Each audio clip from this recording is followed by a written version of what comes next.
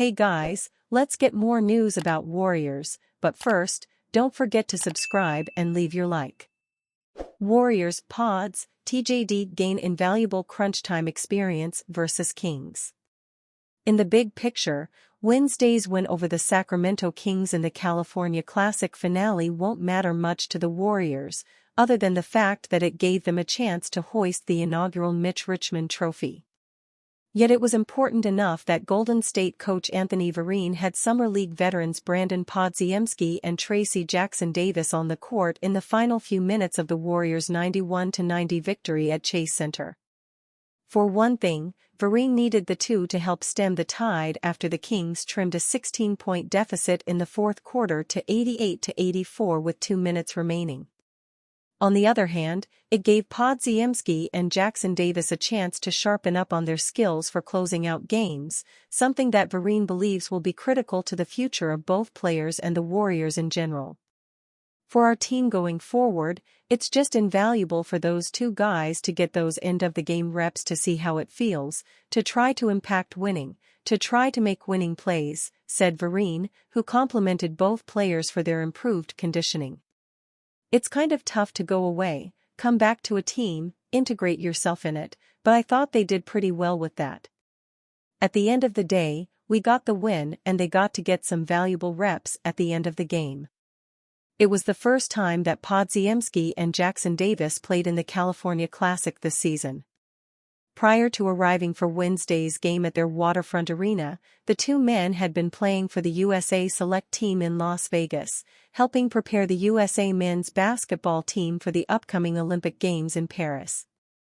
For Podziemski, the effort he played within a game that had few ramifications isn't surprising. Since joining the Warriors as the number 19 overall pick in the 2023 NBA Draft, the kid has been a non-stop ball of fury every time he steps on the court. "I love playing in these games," Podziemski said after dropping 15 points and 4 assists on the Kings. "A lot of guys are trying to get contracts, so they bring their best. That's all you can ask for from a competitive standpoint. It was good to go against those guys. Being out there when the game matters most is what you want. You don't really care about coming off the bench or starting or whatever. Being out there, being a leader, being trusted with the ball in your hands when it's that late in the game is something I want." Podziemski definitely did all of that and then some against the Kings, continuing a trend that began during his rookie season. "That's some of the things we told him he'll be judged on," Vereen said. "How can you inspire and motivate others to play with you? We know you're going to play hard, we know you're going to try to play the right way, but how can you engage and make others want to take that ride with you?" Jackson-Davis, who tallied 11 points and 6 boards, also is trying to become a more vocal leader, particularly on the defensive end.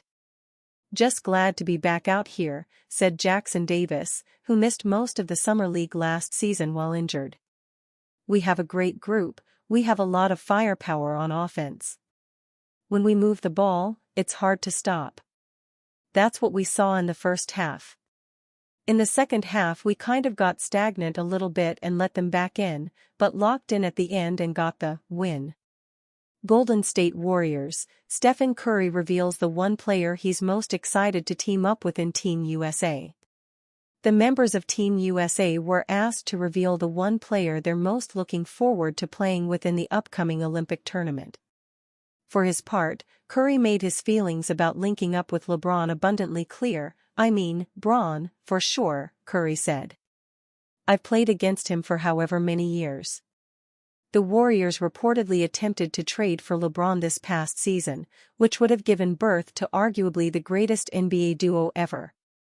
That obviously never came to fruition, but at least both superstars can now live their dream of playing with each other on the national team. Steph, LeBron, and the rest of the squad kicked off their Olympic campaign with an exhibition win against Canada on Wednesday. As expected, one of the best highlight plays of the evening was produced by Steph and James' on-court partnership. There's going to be a whole lot more where that came from for sure. Warriors reporter updates where things stand with Lauri Markkanen. Lauri Markkanen of the Utah Jazz would be a welcome addition to the Golden State Warriors. However, discussions between the two teams have hit a stalemate, according to The Athletic's Anthony Slater. Not much has changed for the Golden State Warriors in the past several days of a quieting free agency period, Slater wrote in a July 9 story. They remain in pursuit of Utah Jazz forward Lauri Markkanen, league sources confirm, but have entered the waiting period of what could be a drawn-out process. Slater added that the Sacramento Kings had been in discussions for Markkanen before pivoting toward acquiring DeMar DeRozan due to a time crunch. He then compared the Kings' situation then to the Warriors now. The Warriors are not operating with that type of urgency. They're willing to wait for an answer on Markkanen, believing a level of clarity will arrive on August 6, at the latest, considering the contractual dynamics. In that case, the Warriors would have time to ponder what they would offer for Markkanen if Utah relents before then. Slater added that with Markkanen's contract set to expire in 2025, those around the league believe he and the Jazz will agree on an extension. Markkanen, as several have chronicled, becomes extension eligible on August 6. He's on an expiring $18 million contract and due for a large long-term raise. There are several within the league who have grown more convinced that the Jazz, after exploring Markkanen's trade market, plan to renegotiate and extend Markkanen, using their saved-up cap space. The Athletic's John Hollinger wrote on July 9 that the entire league is waiting to see where Markkanen winds up, calling him the first, most important domino, but asserting that the league views the Jazz as being on a fishing expedition. Slater described the Warriors' predicament as it relates to an extension for Markkanen. That would take Markkanen off the table for 6 months if the extension is signed on August 6, bringing him back into the mix on February 6, the exact date of next season's trade deadline, he wrote. If Markkanen waits to extend an extra day, August 7 or beyond, he'd be ineligible to be traded next season, an extra bit of leverage for Markkanen and an added layer of information to dictate Utah's ultimate decision on his future. If that's where the situation is headed, the Warriors are running low on options for adding a star. Markkanen is 27, has made an all-star team, and he's inexpensive.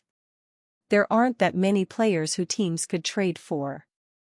Golden State had some major moves this offseason, headlined by Klay Thompson's departure. They've added Kyle Anderson, Buddy Hield, and DeAnthony Melton. All three are useful role players who could help the Warriors make a playoff push. Golden State tried to get Paul George via trade, but the Los Angeles Clippers did not want to make a deal. Hence, they've turned to Markkanen. The Warriors evidently want to salvage what's left of their time with Stephen Curry and Draymond Green. After missing the playoffs in 2024, it's clear that the two of them are not enough and need another star to have a chance at another title. And you, fan? What do you think of the situation of Lauri Markkanen? Leave your opinion in the comments.